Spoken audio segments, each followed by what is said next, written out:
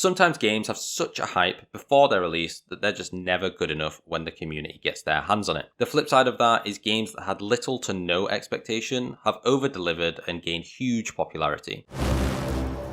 Did I ever tell you the definition of insanity? This is a look at some of those games. Now, just to note, this obviously isn't an exhaustive list, just 5 that are worth mentioning. There is plenty more out there that have done the same as these. Onto the video, at 5 is The Simpsons Hit and Run. This game lives strong in my memory, and I hope it's the same for anyone else who's had the fortune of playing it too. Heavily inspired by the GTA series, this game was a pure joy to play. The graphics were far superior to others of its time, and I'll be honest, they still hold up pretty well 21 years later. The driving was kept in from the previous game Road Rage, which is a really good decision looking back, as it was so much fun driving around in this game, hitting all the jumps and breaking the glass, and then sometimes hitting the NPCs too. With its arcade-like gameplay, fun missions, great collectibles, variety of vehicles, and hilarious one-liners. And people say I'm slow.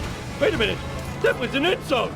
This game was essentially a children's GTA, and it far exceeded any expectation, and it even achieved the Diamond Sales Award, selling 8 to 10 million copies in its lifetime. I know a lot of people have fond memories of this game, and I think it has a rightful spot on this list. At 4 is Kena Bridge of Spirits. The story follows Kena, a young spirit guide who uses her magical abilities to help the deceased move from the physical to the spirit world. With its heartfelt and engaging narrative, stunning visuals, innovative twisting gameplay, and attention to detail, this game shone above any expectation. What makes it impressive is the fact that it had such a small studio, yet they managed to release such a polished product. From what I've read up on, the team was only made up of 15 people.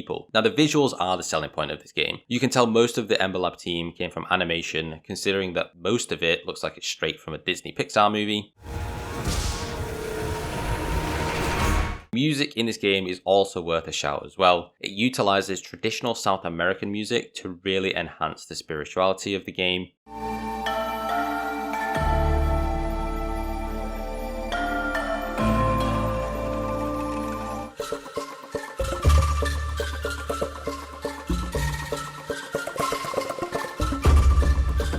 But what made it stand out and deliver more than expected is the fact that this is a game that is so accessible to everyone, from adults to younger kids. Most people of all ages can just pick it up and enjoy it. Just think about it. A kid will go to see a Pixar movie with their parents, and instead of Pixar just appealing to the kid, they also put stuff in the movie for the parents as well. This game follows that same concept. So it's something everyone can enjoy, and let's not forget it was Ember Lab's first ever game release. I think Kena Bridge of Spirits well far surpassed its initial expectations through clever design and appeal, which is why it's on the list. Next at 3 is Portal. Released in 2007, this puzzle platform game, developed and published by Valve, consists of a series of puzzles that need to be solved by teleporting the player's character and objects using a portal device. Now, what made this game over-deliver? Well, it was included as a relatively low-profile addition to Orange Box, but with the game's originality and fresh ideas, it earned itself more praise than Half-Life 2, Episode 2, and Team Fortress 2, which were the main titles of Orange Box. Portal introduced a unique gameplay mechanic, the portal gun, allowing players to create interconnected portals on surfaces. It provided a fresh and innovative experience, and it was written with a captivating story about a computer AI, Gladys, who was a massive hit with fans, guiding the player through experimental facilities to test the portal gun, and it seemed to be a recipe for success. Also worth mentioning, the cake is a lie catchphrase is also synonymous with the community. This game hit in a bit of a lull for original and hype-worthy games of the time, so it really was there to hype up.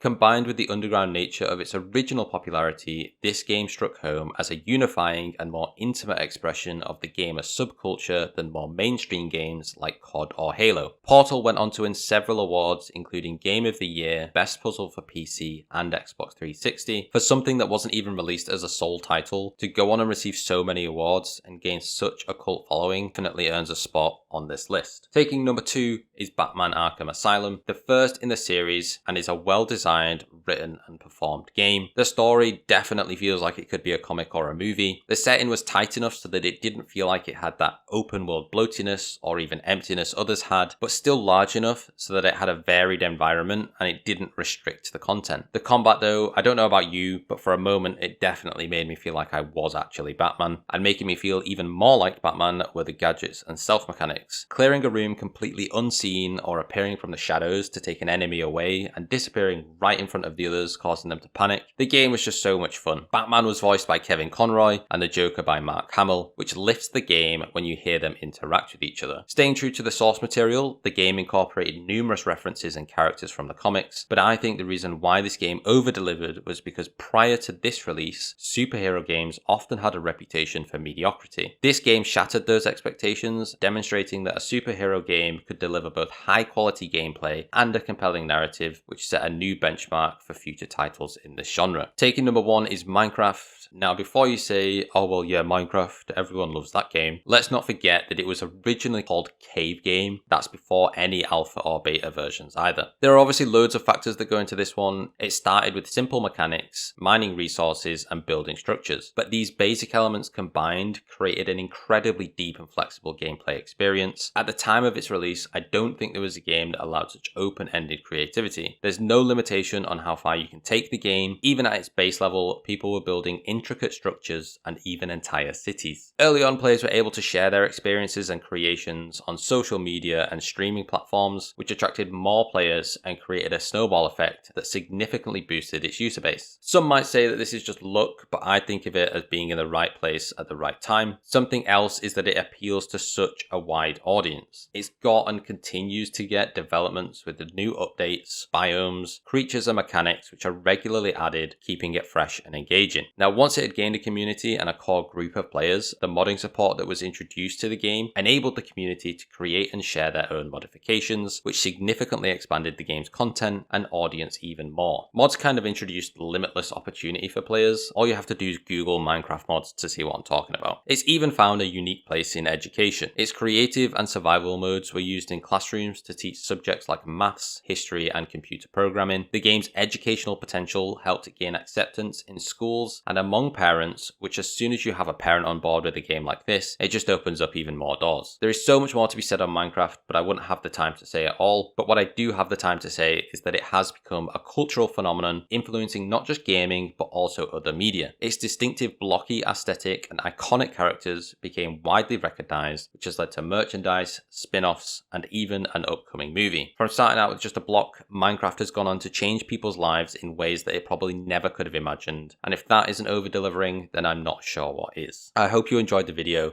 Thank you for watching.